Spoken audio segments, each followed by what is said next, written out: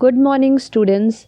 Today we are doing our chapter 1 from subject social science, and the class is class 6th English medium.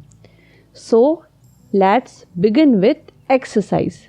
Okay, first exercise is multiple choice questions, where question number 1 is generally history is studied under blank broad divisions.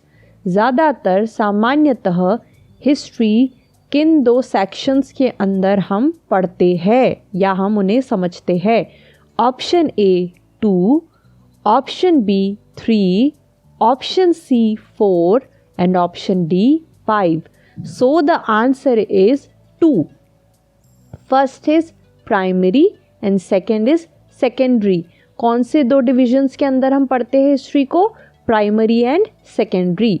Second question, the middle stone age lasted for about blank years. जो middle stone age आया था, इसे stone age इसलिए कहा गया क्योंकि इस समय में आदि मानव पत्थरों का उपयोग करने लगे थे, और यह स्टोन एज भी 3 अलग अलग पार्ट में डिवाइड होती है, जिसमें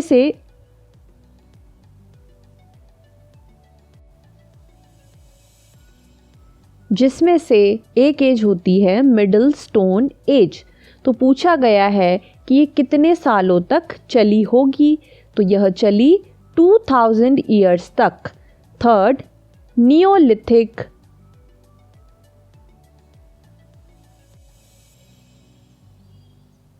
Neolithic period begin around. Neolithic stone age का पीरियड कब चालू हुआ था? नियोलिथिक या फिर इसे आप कह सकते हैं न्यू स्टोन एज. तो यह कब चालू हुआ था? Around 10,000 years ago. Next question, there are blank kinds of sources of history. कितने टाइप के सोर्सेस अवेलेबल है हिस्ट्री को जानने के लिए? 2 टाइप के, primary and secondary. Fifth question is about blank years ago men first began to grow crops. कितने साल पहले आदि मानव ने फसल उगाना चालू किया था? कितने साल पहले किया था? 6000 years ago. Fourth option is the correct option. Next exercise is fill in the blanks, where number 1 is by learning the past we can understand the blank better. Past को पढ़ के हम क्या ज़्यादा अच्छे से समझ सकते हैं? हिस्ट्री बच्चों. Second, blank deals with the period when man did not know how to read and write. कब व्यक्ति ना पढ़ना जानता था ना लिखना जानता था, तो that is called pre history. History से भी और पहले. Third is writings on copper plates, rocks and pillars are called blank. Copper plates यानी तांबे के पत्र, rocks चट्टान, pillars बड़े बड़े खम्भों पर जो लिखाई की जाती थी उन्हें क्या कहा जाता है? उन्हें कहा जाता है मैन्युस्क्रिप्ट. क्या कहा जाता है? Manuscript. Fourth is a blank is similar to detective. Answer is book. Fifth is Harshacharita was written by blank and Indica by blank. बच्चों 2 बुक्स हिस्ट्री में बहुत फेमस है. पहली बुक का नाम है हर्षचरित्र एंड सेकेंड बुक का नाम है इंडिका. तो हर्षचरित्र नाम में ही हर्ष है, इसलिए इसे किसने लिखा था? स्वयं राजा हर्ष ने लिखा था. एंड सेकेंड बुक इंडिका, इसे लिखा था बच्चों मैगस्थनीज ने. मैगस्थनीज इंडियन नहीं थे, ये यूरोपीय देश से हमारे इंडिया में आए थे. Next question is right true और false for each statement. Question number 1, history teaches us about the present. This is false, क्योंकि हिस्ट्री हमें पास्ट के बारे में जानकारी देती है. Second is neolithic period begin around 10,000 years ago. That is absolutely true. आज से 10,000 साल पहले नियोलिथिक पीरियड चालू हुआ था. Next question is the geographical varieties found in India are tremendous. This is true. Geographical varieties मतलब जो हमारा जियोग्राफिकल एरिया है इंडिया के अंदर, कहीं पहाड़ है, कहीं प्लेन है, कहीं समुद्र है, कहीं पानी है, तो बहुत ज़्यादा ट्रिमेंडियस है, राइट. इसलिए आंसर होगा true. Fourth is monuments are new buildings of historical importance. Answer क्या होगा बच्चों? False. Monuments are new buildings of historical importance. Monuments जो होते हैं बच्चों वो न्यू बिल्डिंग नहीं होते हैं. मॉन्यूमेंट्स का मतलब होता है प्राचीन काल में बनाई गई बिल्डिंग्स जो बहुत पुरानी है, उन्हें हम मॉन्यूमेंट्स कहते हैं. तो ये न्यू बिल्डिंग तो नहीं होती, that's why this is false. Next, the written records of the past are called manuscript. This is absolutely true. जो भी लिखा गया रिटन रिकॉर्ड्स है उन्हें हम मैन्युस्क्रिप्ट कहते हैं. Next question is match the following. 1. What is archaeologist? Archaeologist कौन होते हैं बच्चों? A person who studies archaeology, जो आर्कियोलॉजी को पढ़ते हैं. आर्कियोलॉजी यानी पुरातत्व, जो पुरानी चीज़ों को खोद करके उनमें से कुछ तत्व निकाल के उनके बारे में जानकारी प्राप्त करते हैं, उनकी पढ़ाई करते हैं, उन्हें हम कहते हैं आर्कियोलॉजिस्ट. Second, Megasthenes. मैगस्थनीज ने कौन सी बुक लिखी थी बच्चों? इंडिका लिखी थी, तो आंसर हो जाएगा wrote Indica. Third, Kalidasa. Kalidasa ने कौन सी बुक लिखी थी बच्चों? रोट अभिज्ञान शकुंतलम. क्या था बुक का नाम? अभिज्ञान शकुंतलम. ह्यूनसैंग. ह्यूनसैंग कौन था? एक चाइनीज ट्रैवलर था. कौन था? एक चाइनीज ट्रैवलर था. Question number E. Answer the following questions. Question number 1. What are manuscripts? Manuscripts क्या होते हैं? Answer is the written records of past are called manuscript. इतिहास के बारे में लिखित जानकारी ही manuscript कहलाती है. Second question is give 2 examples of literacy sources. 2 literacy sources के एग्जाम्पल देने हैं. लिटरेसी सोर्सेज यानी हमें ये बताना है कि उस जमाने में भी थोड़ा ज्ञान हुआ करता था. तो 2 कौन कौन से सोर्सेज है? एक तो रिलीजियस एंड सेक्युलर, धार्मिक.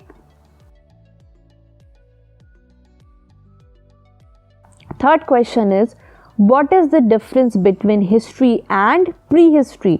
क्या अंतर है हिस्ट्री एंड प्री हिस्ट्री के बीच में? The word history comes from the ancient Greek word histo meaning know this. History शब्द किससे लिया गया है? एक एंशियन ग्रीक वर्ड था हिस्टो, जिसका मतलब होता है know this, जानकारी लेना. History is the study of the past. भूतकाल के बारे में जानकारी लेना या उसे पढ़ना ही हिस्ट्री कहलाता है. Looking closely at the word you will find the word story in it. आप अगर ध्यान से पढ़ेंगे हिस्ट्री को, HI को अलग करें तो बचेगा क्या? Story. In fact history is the story of how people lived in earlier times. In fact ये कहानी है कि कैसे पहले के ज़माने में लोग जिया करते थे. As already mentioned above, no written records of the prehistoric period are available. हमें हिस्ट्री से रिलेटेड तो रिकॉर्ड्स मिले हैं, रिटन रिकॉर्ड्स, पर उससे पहले क्या था वो हमें नहीं पता. और हिस्ट्री से पहले के पीरियड को क्या कहते हैं? प्री हिस्ट्री पीरियड कहते हैं. The period before human beings learned to write is called prehistoric period and people who lived during this period are known as prehistoric people. It is also referred as the stone age. Prehistory period को ही क्या कहते हैं बच्चों? Stone age कहते हैं, पत्थरों का युग. Fourth question is what are inscriptions. Inscriptions क्या होते हैं? Answer is inscription are written records engraved on rocks, pillars, cave walls, walls of forts, palaces and temples. यह भी रिटन रिकॉर्ड्स होते हैं, मतलब लिखी हुई जानकारी होती. किस किस पर? चट्टानों पर, पिलर्स पर, गुफाओं की दीवारों पर, महलों की दीवारों पर और किलों की दीवारों पर, या फिर मिट्टी पे या तांबे की प्लेट्स पर. These provide historians a lot of information about the names and dates of kings. इससे क्या हेल्प मिलती है? जो भी हिस्टोरियंस होते हैं, जो हिस्ट्री पढ़ते हैं और जानकारी एकत्रित करते हैं, उन्हें काफ़ी कुछ पता चलता है कि पहले कैसा सिस्टम हुआ करता था. The extent of their empire, the important events of their region and so on. कौन से राजा हुआ करते थे, कहाँ कहाँ उनका राज हुआ करता था. Besides political history, inscription also provide information on the society of earlier times. So वो सिर्फ political history ही नहीं बताते हैं inscription, साथ ही साथ उस टाइम की सोसाइटी कैसे रहती थी यह भी बताते हैं. The religious and cultural practices of the people, यह भी पता चलता है कि वो धर्म कौन सा अपनाते थे या कौन कौन से उनके कल्चर हुआ करते थे. For example, we know the history of the Mauryas largely through the Ashoka's inscription. Ashoka जो इंस्क्रिप्शंस लिखवा करके गए अपने काल में, उससे हमें यह पता चलता है कि जो मौर्यन डायनेस्टी थी वहाँ पे लोग कैसे अपना जीवन व्यतीत करते थे. Next question is, what is archaeology? How does it find historical information? Answer is, as time passes, some remains of ancient civilizations get buried under the earth. जैसे जैसे वक्त बीतता चला गया, कुछ civilizations, कुछ नागरिकता जो उस वक्त पे बसी हुई थी प्राचीन काल में, वह धीरे धीरे धरती में दफन होती चली गई. These have to be dug out or excavated by archaeologists. इन्हें ज़मीन से बाहर निकालना किसका काम है? आर्कियोलॉजिस्ट का काम है. In India, the oldest human settlement, the Indus Valley civilization, got buried under the earth. हमारे इंडिया में सबसे पुराना जो नागरिकता देखी है आर्कियोलॉजिस्ट ने खुदाई करने के वक्त पे, तो वह कौन सी थी? इंडस वैली सिविलाइजेशन, जो वक्त के साथ धरती के अंदर दफन हो गई. It has to be dug out by our archaeologist. इन्हें कौन बाहर निकाल सकते हैं? हमारे archaeologist. These excavation revealed many material remains which helped historian to reconstruct the history of this period. अब यहाँ से जो जो चीज़ें बाहर निकली खुदाई के वक्त पे, उससे हिस्टोरियंस यह बता सकते हैं कि उस वक्त का काल कैसा हुआ करता था. Archaeological sources are of these kinds. क्या क्या आर्कियोलॉजिकल के सोर्सेज होते हैं? First is inscriptions, second is monuments and other objects. मतलब कि वह किन किन की हेल्प से हमें जानकारी दे सकते हैं? पहला तो इंस्क्रिप्शंस, जो भी लिख करके चले गए पुराने लोग. सेकंड, मॉन्यूमेंट्स, जो भी बिल्डिंग बना कर गए उसको भी देख करके कुछ जानकारी मिल सकती है. और बाकी जैसी चीज़ें, जैसे बर्तन पता चल रहे हैं, भगवानों की मूर्तियाँ निकल रही है, तो इससे हमें यह पता चलता है कि उस ज़माने के लोग कौन से भगवान की श्रद्धा करते थे या उनका खान पान कैसा हुआ करता था. Next question is, on what were the records written in ancient India? Answer is, the written records of the past are called manuscripts. लिखी हुई जानकारी को हम क्या कहते हैं पास्ट की? manuscripts. These are available on a variety of surfaces such as palm leaves, the bark of the birch tree and letter on paper. ये कहाँ कहाँ पे हमें अवेलेबल हुई? सबसे पहले तो पाम की पत्तियाँ, पाम एक पेड़ का नाम है, उसकी पत्तियों पे लिखी रहती थी, या फिर the bark of the birch tree, birch एक ट्री है उसकी छाल पे लिखी रहती थी, या फिर बाद में पेपर पे भी लिखी जाने लगी. द लिटरेसी सोर्स मटेरियल्स में be divided into 2 classes. 2 category में डिवाइड किया हमने लिटरेरी सोर्सेज को. पहला religious and second secular. First is religious literature. Writing dealing with religious constitute religious literature. धर्म से रिलेटेड जो भी जानकारी लिखित थी उन्हें हमने religious literature कहा. Many books contains religious themes. बहुत सारी किताब हमें मिली जिनमें धर्म के बारे में लिखा हुआ रहता था, जैसे कि the Vedas, Ramayana and Mahabharata, Gita, Puranas and Jataka tales are rich sources of information for the ancient period of Indian history. इन सारी किताबों से हमें धर्म के बारे में जानकारी मिलती है, इसलिए ये रिलीजियस लिटरेचर के कैटेगरी में आते हैं. They provide new historical details. They prove that the information we already have through other sources is correct. क्या बताते हैं ये कि हमें जो जानकारी मिली है वह बाकी जानकारियों से मिलती जुलती है. Second is secular literature. Second category कौन सी है? Secular literature. Literature other than religious is secular literature. धर्म को छोड़ के बाकी जो भी लिटरेचर मिले हमें, लिटरेचर यानी भी क्या होती है? किताबें ही होती हैं. धर्म को छोड़ के जो भी किताबें मिली उन्हें सेक्युलर लिटरेचर के अंतर्गत लाया गया. Kautilya Arthashastra written during the rule of Chandragupta Maurya. Kautilya का दूसरा नाम था बच्चों चाणक्य, और चाणक्य कौन थे? चंद्रगुप्त के गुरु थे. तो चाणक्य ने अपने चंद्रगुप्त मौर्य को जब राजा बनाया उसके बाद उन्होंने एक किताब लिखी जिसका नाम था अर्थशास्त्र. क्या नाम था? अर्थशास्त्र. और इससे हमें क्या जानकारी मिलती है? Tell us about the administration of the state. मतलब उस ज़माने में चाणक्य ने या फिर उनका दूसरा नाम कौटिल्य, उन्होंने यह बताया था कि एक राजा को कैसे एडमिनिस्ट्रेशन हैंडल करना चाहिए अपने राज्य का. Play like that of Kalidasa Abhijnana Shakuntalam. Same book कैसी थी दूसरी जो सेक्युलर लिटरेचर पर डिपेंडेंट थी? कालिदास की Abhijnana Shakuntalam. And folk tale collection like the Panchatantra and Hitopadesha. और फोक यानी लोकतंत्र या लोक कहानियाँ, लोगों से जुड़ी हुई जो कहानियाँ होती थी उनके ऊपर बेस भी किताबें थी जैसे कि पंचतंत्र और Hitopadesha. Also throw light on the lives of the people. इनसे हमें लोगों के जीवन की जानकारी मिलती थी.